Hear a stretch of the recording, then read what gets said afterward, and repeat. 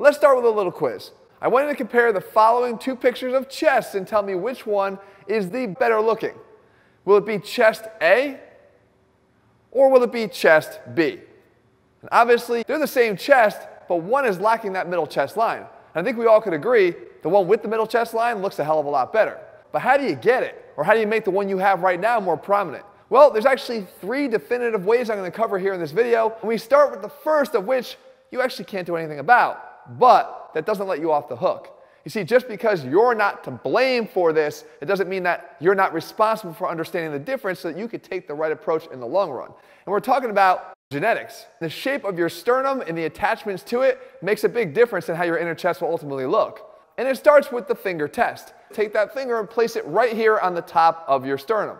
Drive your elbows down to your sides to activate your chest just a little bit, and then start to drag your finger down the middle of your chest line. And what you should feel is 2 sides of the pec muscles inserting almost right directly next to each other.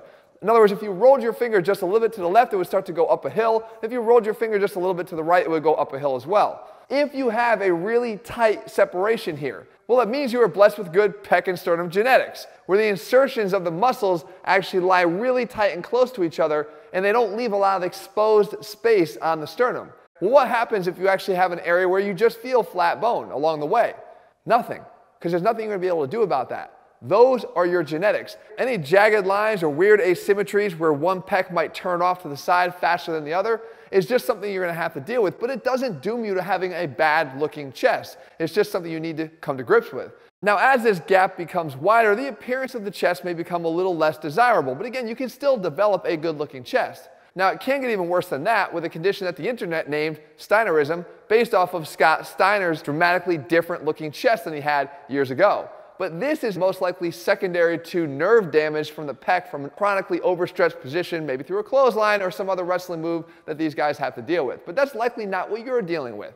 But you can see that the tighter the gap, the better looking the chest. Now, there are 2 bony reasons why your chest may not look exactly the way you want it to, and the first is a sternal deformity called pec excavatum, where the sternum itself is actually kind of caved in. I made a whole video about this using some physical therapy techniques and some strategies to help to slightly improve this condition depending upon how severe it is. Surgery might be the most successful option for you, but you'll want to watch that video to determine for yourself. The second would be the shape of your sternum, because let's face it, guys, they're not all straight. Some do look like this, but others look like this. And once again, that asymmetrical chest that you might be battling may not have a real solution because of the underlying structure of the bones. If you ever walked into a house and saw a crooked wall, your inclination might be to blame the sheetrocker and say you did a bad job. But what if the framer built the wall crooked underneath and he just followed what was done? You see, it's not always the thing that you're seeing, but the underlying structure that's the real problem here.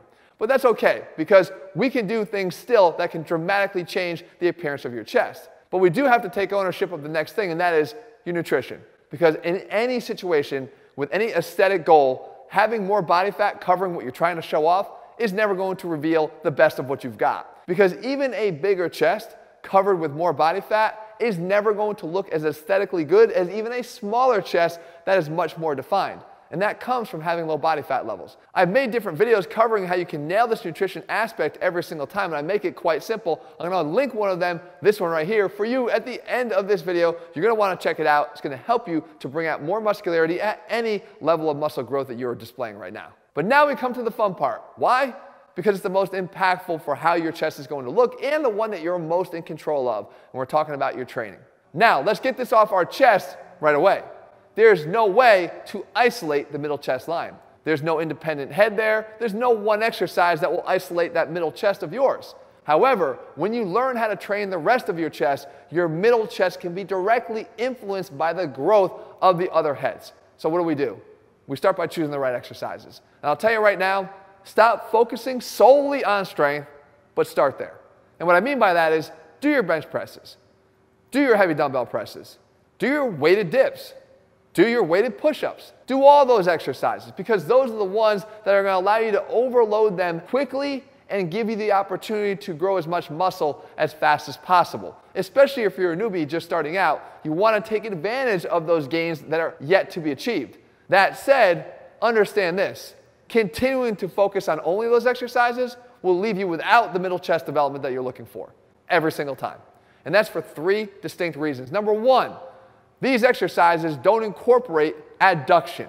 And adduction is moving your arm from a position along your side towards midline, in this case, across midline to get full chest contraction. And why full chest contraction? I'll get back to that in 1 second. But suffice it to say that those exercises, the big ones, they aren't doing that. Sure, they're adducting a bit. They're adducting from a position over here to right about just outside of midline. But I need you to take it across midline, right across the center of your body by getting your hand on the other side of your shoulder.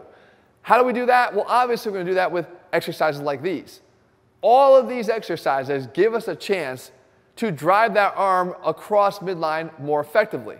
And when we do this, we reach a complete chest contraction, which again, you'll see will be necessary to completely develop the chest. But the second thing is how you perform the exercises, because that matters just as much. Don't always rush through the movements. Take your time and celebrate the pain. Because the reality is, the chest is the laziest muscle in your body. Think of it as the YouTube fitness influencer who just does review videos of everybody else's work.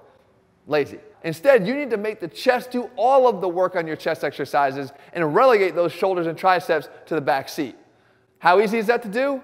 Not very easy if you're moving fast. But if you move slow, the job becomes infinitely easier. So no matter what exercise you do, by slowing down the pace and making sure that posturally the chest and rib cage is held high, will force the chest muscles to be the prominent contributor to every one of those exercises. It's far too easy to let momentum take over or the front delts contribute that relegates that chest to the back seat, almost hollowing out its contribution and making it far less effective in an exercise. The third and most interesting part of these full range of motion adduction-based exercise choices revolves around some science that we've been able to uncover in recent years. And that is about the existence of something called a non-spanning muscle fiber, meaning that it doesn't have attachments at the origin and the insertion of the chest muscle. It kind of lays somewhere in the middle or only attached at one end.